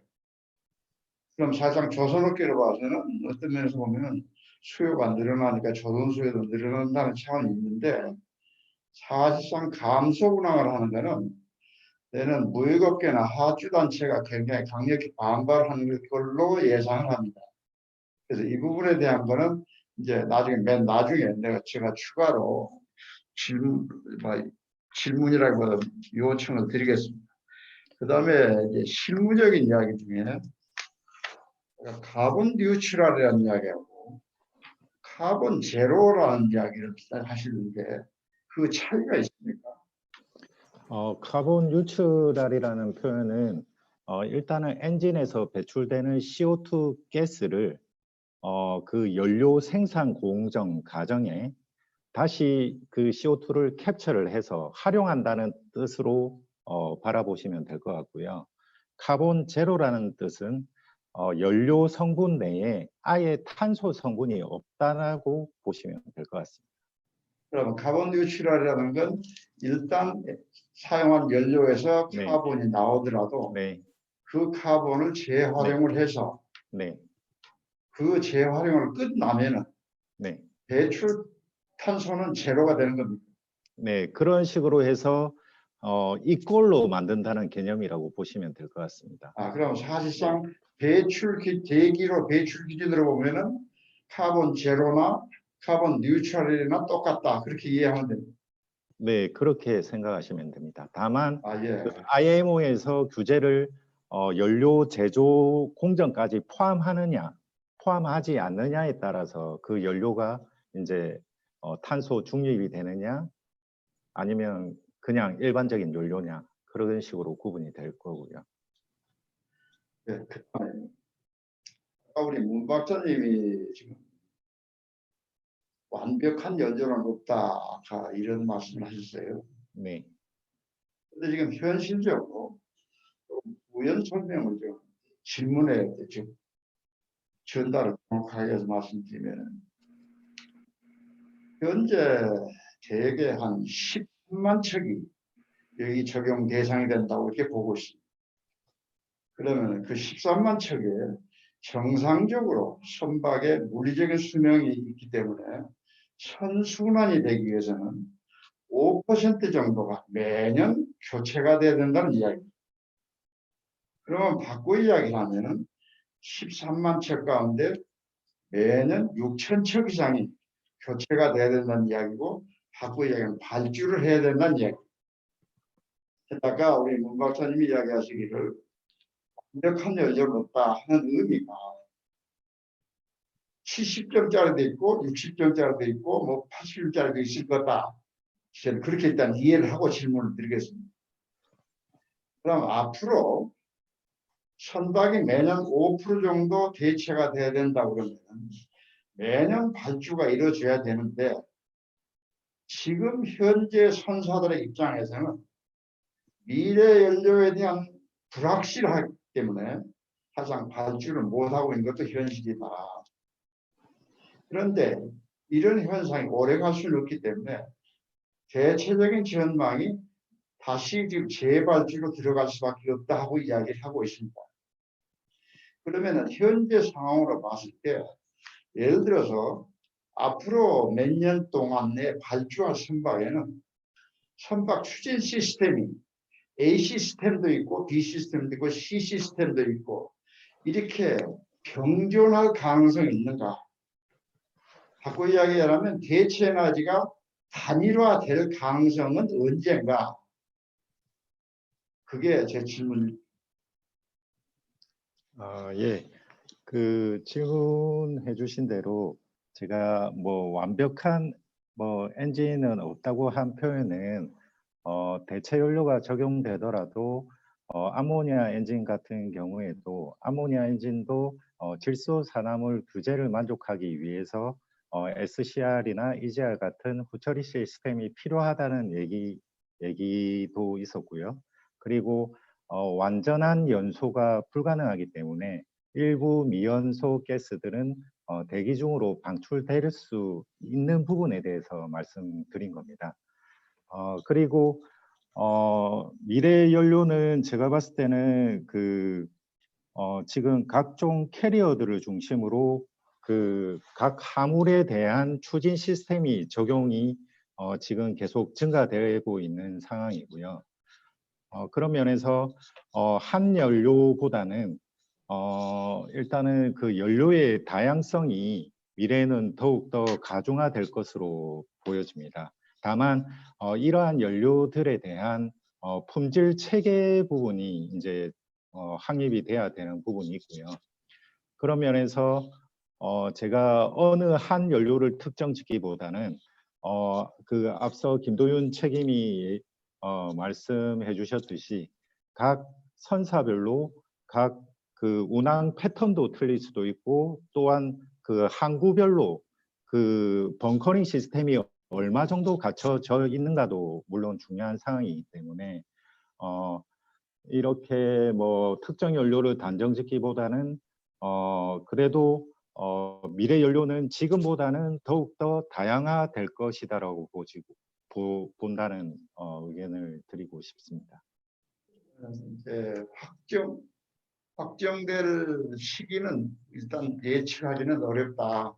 네. 그렇게 이해를 하면 됩니다. 네, 그런데 지금 뭐 엔진 제조사에서는 지금 지금 LNG 추진 엔진 자체도 언제든지 뭐 LPG 다양한 그 대체 연료, 즉 암모니아 엔진까지 충분히 대체 그 리트로핏이 가능하다고 보고 있기 때문에 이거는 뭐 지금 현재 LNG 추진선으로 발주가 되더라도 충분히 향후에 활용될 무탄소 연료도 충분히 향후에는 활용할 수 있을 거로 봐집니다. 그러면은 예를 들어서 지금 현재 가까운 시일 내에 순수한 과거에 소위 이야기하는 FO, 그리고 보통 뭐 재래 연료라고 이렇게 이야기를 하면은 재래 연료만 쓰는 그런 재래적인 추진 시스템 선박을 발주할 가능성이 있습니까? 이거는 리트로핏이 안 된다는 전제하에 이야기입니다. 리트로핏이 안 된다는 전제하에서도 물론 뭐 어느 선종이든 어느 연료를 쓰든 엔진 출력 저감 부분은 동일하다는 선상에서 보면 앞서 설명드린 대로 바이오 연료 부분이 아직은 IMO에서 연료 생산 단계부터 배출까지 이르는 그런 규제 자체가 아직은 도입이 안 됐기 때문에 지금은 현재 상황에는 각광을 못 받지만은 지금 향후에는 만약에 제조 단계까지 포함된다면 바이오 퓨얼에 대해서 하나의 블렌딩 퓨얼로서 사용한다든지 혹은 완전히 바이오 퓨얼로 대체할 수 있다면 CO2 저감 효과에 대한 부분은 어느 정도 인정을 받을 수 있을 것 같고요. 그리고 앞서도 지금 현 단계에서는 CO2 후처리 시스템에 대한 개발 제품이 없지만은 향후에는 온보드 타입의 CO2를 저감할 수 있는 후처리 시스템까지 도입된다면 지금 현존하는 혹은 미래에 또 발주가 뭐 있을지 없을지는 모르겠지만 FO 추진 엔진도 어느 정도는 어느 정도의 수요는 있지 않을까 생각됩니다. 제가 마지막 질문으로 두 분이 예를 들어서 향후 6개월 내에 선박을 발주를 해야 된다 하면은 어떤 형으로 선박을 발주할 수 있다? 제 개인적인 사견으로는 일단은 뭐 제 같은 경우에는 LNG 추진 엔진을 선택할 거고 암모니아 레디 선박 정도까지 생각해 보겠습니다. 그러면 LNG 그다음에 컨버트가 가능한 거. 네. 네, 네, 고맙습니다. 김도윤 책임님도 한번 답변을 해주시죠. 저라면은 지금 그 투스트로크 엔진은 포기를 하고 포스트로크 엔진으로 추진 체계를 할 수 있는 형태를 구성을 하겠습니다.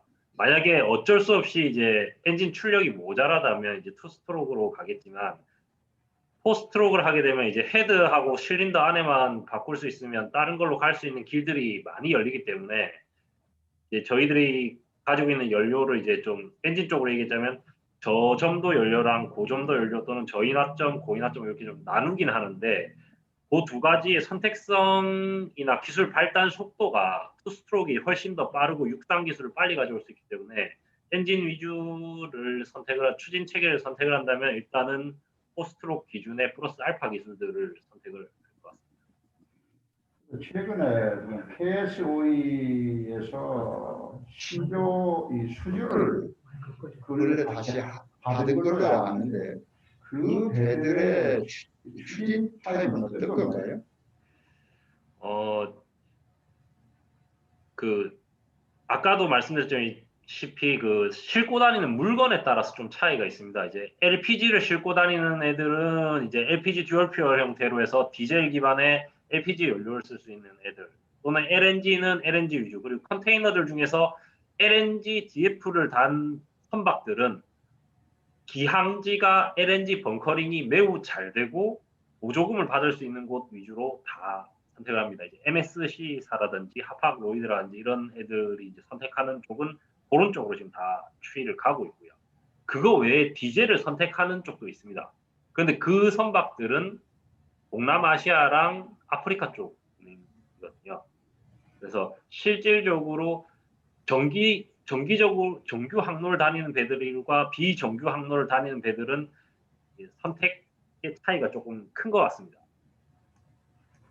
아까 DF라고 말씀하신 거는 듀얼 퓨얼을 이야기하신 거죠? 예, 맞습니다. 예, 고맙습니다. 네, 고맙습니다. 조금 더 질문을 받아보죠. 다른 분 없으십니까?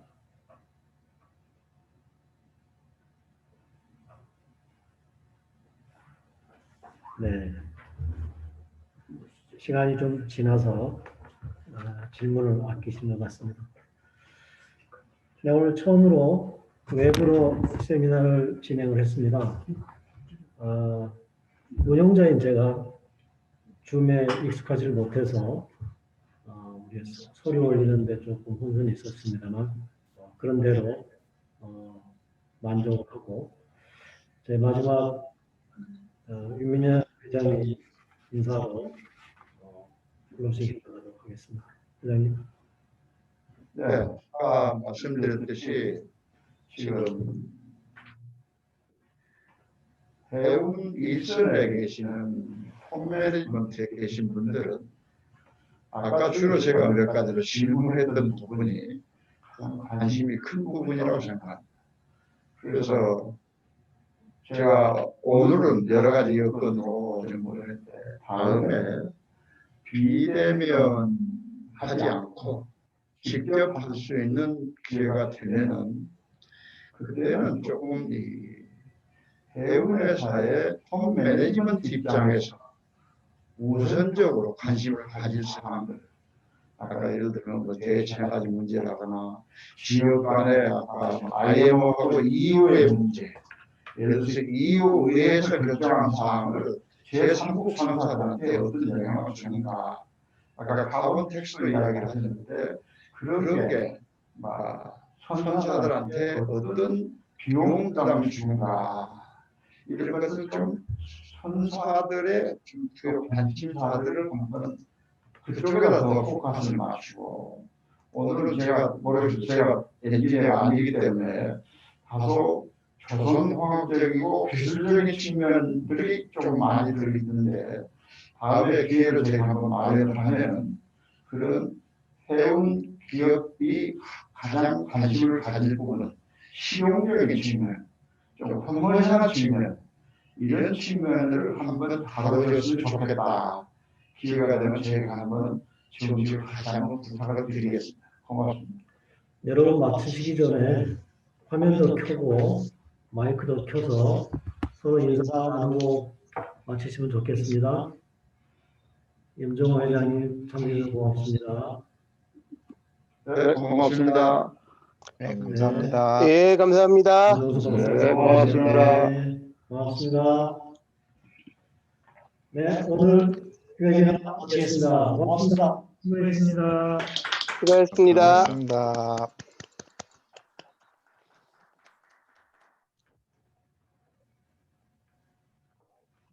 고생하셨습니다.